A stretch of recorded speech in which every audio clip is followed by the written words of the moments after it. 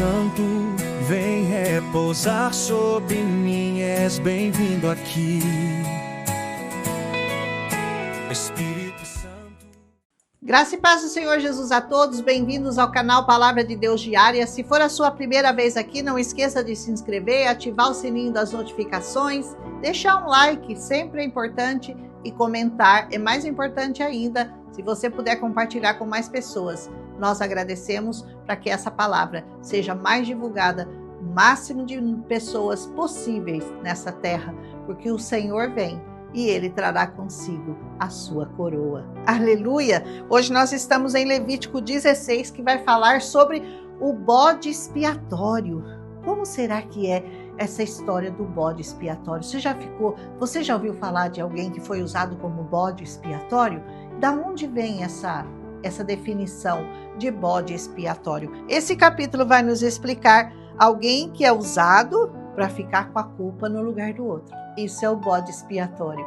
Jesus foi um bode expiatório para nós, além de ter sido o sacrifício, porque eram 2 bodes. Pois é, então essa expressão vem da Bíblia, sugere exatamente isso que nós entendemos até hoje, que alguém leve a sua culpa no seu lugar.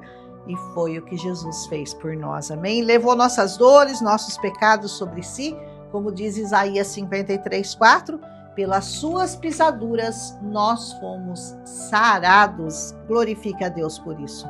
Mas como é que funcionava então? Aqui, nesse capítulo, nós vamos entender sobre os 2 bodes que eram trazidos, eles lançavam sortes. Você lembra que lá em Mateus 4:1 diz que também lançaram sortes sobre a capa de Jesus? Mais ou menos assim. Versículo 8 fala isso.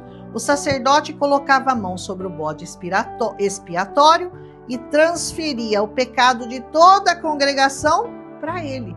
Então ele era enviado para o deserto, sozinho, mandava embora para o deserto para morrer. Versículo 21, até uma terra não habitada. O que será que significa essa terra não habitada para nós hoje? Mateus 4:1 nos diz que então o Senhor Jesus foi levado pelo Espírito ao deserto para ser tentado pelo diabo. Eu creio que essa terra não habitada seja o nosso coração, antes que o Senhor entre nele para a cura e para perdão dos nossos pecados. Até então, o seu coração era essa terra não habitada pelo Senhor.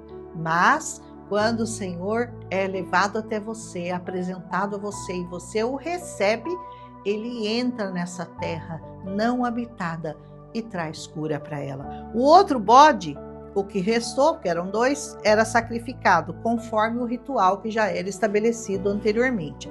Dessa forma, Jesus cumpre de uma vez por todas o ritual tanto de morte quanto da expiação do pecado. Porque ele tanto foi o bode expiatório, porque ele levou os nossos pecados sobre si, como ele foi o sacrifício que foi oferecido, que era oferecido também naquele tempo, 2 bodes. Amém? Quando Jesus morreu na cruz, o véu do tabernáculo se rompeu do alto para baixo, mostrando que o próprio Deus havia rasgado o véu que nos separava do Santo dos Santos. Mateus 27:51, Marcos 13:38 e Lucas 23:45 fala sobre isso. Diz assim: naquele momento o véu do santuário se rasgou em 2 partes, de alto a baixo. A terra tremeu e as rochas partiram.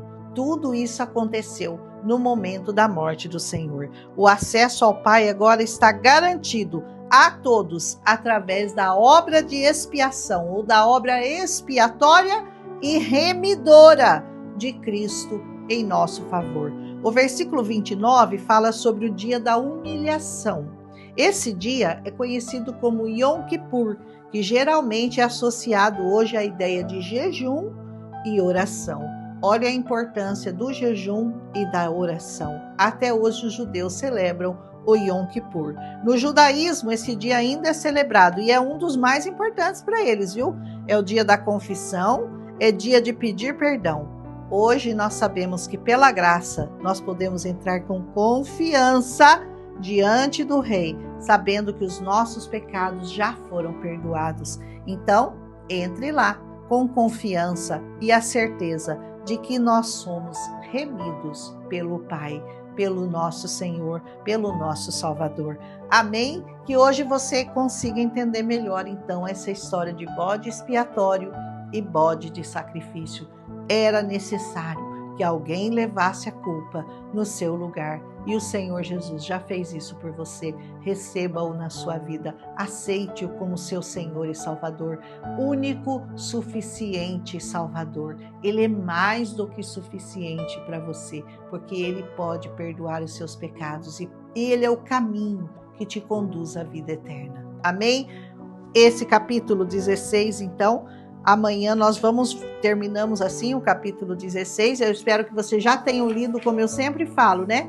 Tudo que eu falo aqui é bem rápido, é só uma explicação, mas eu confio que você está lendo direitinho, você está fazendo a sua leitura, você está tendo as suas revelações próprias e depois você me ouve e eu só dou uma arrematada aqui para você daquilo que o Senhor coloca no nosso coração todos os dias. Que Ele te abençoe, que Ele te guarde nesse dia. Amanhã a gente volta com o capítulo 17, falando sobre a vida do sangue, que a vida está no sangue, a proibição de se comer sangue de animais. Amém? Amanhã nós vamos falar sobre isso. Um abraço, se o Senhor nos permitir, estaremos de volta amanhã com mais um capítulo dessa poderosa palavra de Deus. Um abraço, até amanhã.